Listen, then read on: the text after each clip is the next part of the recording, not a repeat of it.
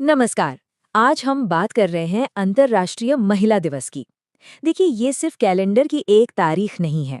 ये एक कहानी है, संघर्ष की, हिम्मत की और उस जबरदस्त प्रगति की कहानी जो दुनिया भर की महिलाओं की कभी न हारने वाली भावना का जश्न मनाती है। पर कभी सोचा है कि हम ये दिन 8 मार्च को ही क्यों मनाते हैं? इसकी कहानी ना किसी जश्न से नहीं बल्कि एक विरोध से शुरू हुई थी। एक बहुत बड़े विरोध से।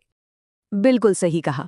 ये दिन हमें याद दिलाता है कि महिलाओं को उनके अधिकार कभी आसानी से नहीं मिले, उन्हें लड़कर हासिल किया गया है।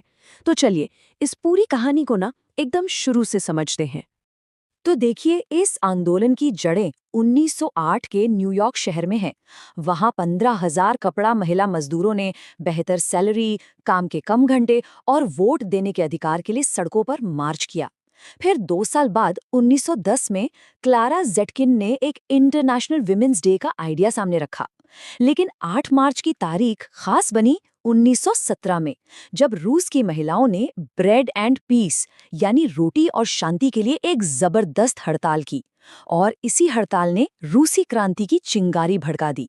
और फिर जाकर 1975 में यूनाइटेड नेशंस ने इस दिन को ऑफिशियली मान्यता दी। और ये बात समझना बहुत जरूरी है। ये दिन फूलों और तोहफों के लिए नहीं बना था। ये उन महिलाओं के गुस्से, उनकी हिम्मत और उनके बलिदान को याद करने का दिन है, जिन्होंने एक बेहतर कल के लिए अपना सब कुछ दांव पे लगा दिया था। और हाँ, ये संघर्ष सिर्फ विदेशों तक ही सीमित नहीं था। हमारे भारत में भी ऐसी कई महिलाएं हुईं जिन्होंने उस दौर के सामाजिक बंधनों को तोड़ा और आने वाली पीढ़ियों के लिए एक नया रास्ता बनाया। सावित्रीबाई फूले की ही कहानी ले लीजिए। सोचिए जरा, जब उन्होंने लड़कियों को पढ़ाने का फैसला किया तो समाज ने इसे स्वीकार नहीं किया। लोग उन्हें रोकने के लिए, उन्हें अपमानित करने के लिए उन पर कीचड़ और पत्थर फेंकते थे। लेकिन उन्होंने हार नहीं मानी।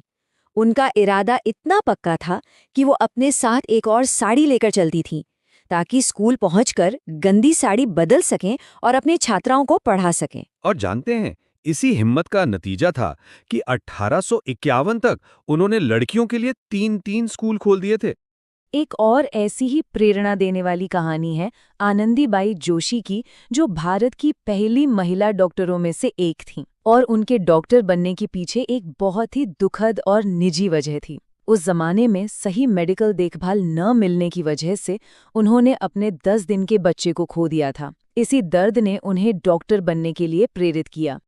और जब उन्होंने अमेरिका जाकर मेडिकल की पढ़ाई करने का फैसला किया, तो उन्होंने भरी सभा में कहा, मैं खुद को उनमें से एक के रूप में प्रस्तुत करती हूँ। सिर्फ 19 साल की उम्र में उन्होंने ये कदम उठाया, जो उस वक्त कोई सोच भी नहीं सकता था। तो ये तो थी इतिहास की बात। अब देखते हैं कि सावित्रीबाई और आनंदीबाई जैसी महान महिलाओं की ये विरासत आज कैसे आगे बढ़ रही है। उनकी जलाई मशाल आज की पीढ़ी की महिलाएं अपने हाथों में थामे हुए हैं। आज की इन महिलाओं को देखिए, जो भारत का भविष्य बना रही हैं। ये सिर्फ बिजनेस वुमन नहीं है, इन्होंने तो पूरी की पूरी इंडस्ट्रीज में क्रांति ला दी है। बिल्कुल। फाल्गुनी नायर ने नायका के साथ ब्यूटी इंडस्ट्री का चेहरा बदल दिया, तो किरण मजूमदार शॉ बायोकॉन के साथ बायोटेक्नोलॉजी में दुनिया को राह दिखा रही हैं। ये महिलाएं सिर्फ देश की इकोनॉमी को ही नहीं बढ़ा रही, बल्कि ये साबित कर रही हैं कि अगर मौका मिले तो महिलाएं कुछ भी कर सकती हैं। और ये बदलाव सिर्फ बिजनेस तक ही सीमित नहीं है। एजुकेशन में तो एक खामोश क्रांति चल रही है। जरा इस नंबर को देखिए, 43%। ये भारत में स्टेम यानी साइंस, टेक्नोलॉजी, इंजीनियरिंग और मैथ्स में ग्रेजुएट होने वाली महिलाओं का प्रतिशत है। और मज़े की बात यह है कि ये दुनिया में सबसे ज़्यादा है। और ये सिर्फ नंबर नहीं है, ये वो असली महिलाएं हैं जो भारत को आगे ले जा रही हैं। जब भारत ने चांद पर चंद्रयान 3 उतारा, तो उसके पीछे ऋतु करिधल और मुथैया वनीता जैसी महिला वैज्ञानिकों का दिमाग था। जब हम क्लीन एनर्जी की बात करते हैं, तो डॉक्टर कल्ले सेल्वी सबसे आगे खड़ी हैं। और जब देश की सुरक्षा की बात आती है, तो डॉक्टर शीना रानी भारत की मिसाइल टेक्नोलॉजी को मजबूत कर रही हैं। ये महिलाएं साबित कर रही हैं कि अब आसमान की भी कोई सीमा नहीं है। इन सारी उपलब्धियों का जश्न मनाना वाकई बहुत जरूरी है, लेकिन हमें ये भी मानना होगा कि सफर अभी खत्म नहीं हुआ है। रास्ते में अभी भी कई चुनौतियां बाकी हैं। शिक्षा की ही बात कर लें, पुरुषों और महिलाओं की साक्षरता दर के बीच का अंतर कम तो हो रहा है, लेकिन ये अभी भी मौजूद है। हाँ, और खासकर गांव में, जहां सामाजिक और आर्थिक मजबूरियां आज भी कई लड़कियों को स्कूल जाने से रोक देती हैं। और जब हम साइंस में सबसे बड़े सम्मान की बात करते हैं तो ये चार्ट एक बहुत ही गंभीर तस्वीर दिखाता है। भारत के सबसे प्रतिष्ठित विज्ञान पुरस्कार शांति स्वरूप भटनागर प्राइज के 571 विजेताओं में से सिर्फ 19 महिलाएं हैं। ये हमें बताता है कि टैलेंट होने के बाद भी चोटी तक पहुंचने का रास्ता आज भी बराबर नहीं है। तो सवाल ये है कि इन फासलों को कैसे भरा जाए, और इसका जवाब सिर्फ महिलाओं की कोशिशों में नहीं है। ये एक ऐसा मिशन है जिसमें हम सबको साथ आना होगा। रिसर्च भी यही कहती है कि जब पुरुष जेंडर इक्वालिटी के समर्थक बनते हैं तो पूरे समाज को फायदा होता है। जहां बराबरी होती है वहां सेहत बेहतर होती है, रिश्ते गहरे होते हैं और सब खुश रहते हैं। ये किसी एक जेंडर की लड़ाई नहीं है, ये हम सब के लिए एक बेहतर दुनिया बनाने की एक साझी जिम्मेदारी है। तो यहाँ से आगे का रास्ता क्या है?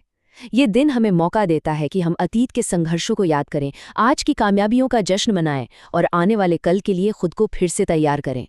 देखिए, अंतर्राष्ट्रीय महिला दिवस का असली मतलब सिर्फ एक दिन का सेलिब्रेशन नहीं है। ये लगातार कोशिश करते रहने का नाम है। हमें कामयाबियों का जश्न मनाना है, चुनौतियों को ईमानदारी से स्वीकार करना है, सहयोग को बढ़ावा देना है और सबसे जरूरी, इस जागरूकता को साल के हर दिन एक्शन में बदलना है।